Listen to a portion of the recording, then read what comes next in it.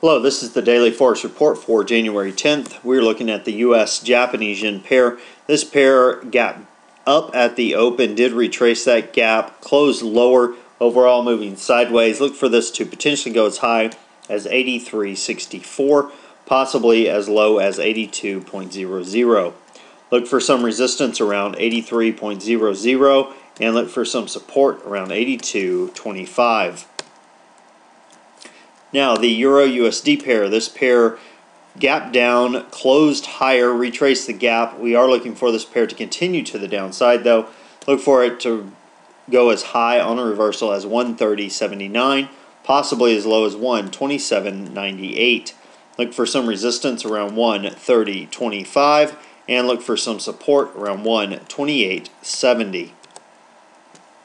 Now the pound-US dollar pair, this pair has pretty much just been moving sideways, did close up, gap down, did fill that gap. We are looking for it to potentially go as high as 157.16, possibly as low as 154.00. Look for some resistance around 156.02 and look for some support around 154.75. Now the US Swiss, this pair closed down. It did gap up, fill that gap, moving sideways over the past couple of sessions. Look for it to potentially go as high as 0.9779, possibly as low as 0.9570.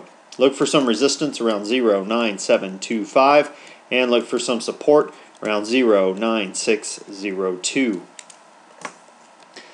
Okay, well, as far as news announcements go, we don't have any significant news announcements until Wednesday, so nothing really there. Let me show you what I'm looking at during this next session. The U.S. Swiss has created a swing trade opportunity over the past 3 sessions, as you can see right here. A swing trade opportunity is basically, in this case, to the upside, where you have a bar in the middle that has a lower low than the bar before it and after it, and it has a lower high than the bar before and after it.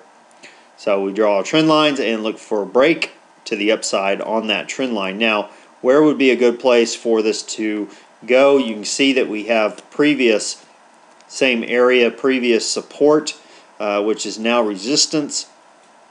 And moving to the upside, we have some areas of support here and an area of resistance in this area, possibly even up to this point. So that we could look for 2 potential places to exit. So let's go ahead and put our horizontal lines there and get an idea of what we're looking at. Let me zoom back in a little bit. There we go.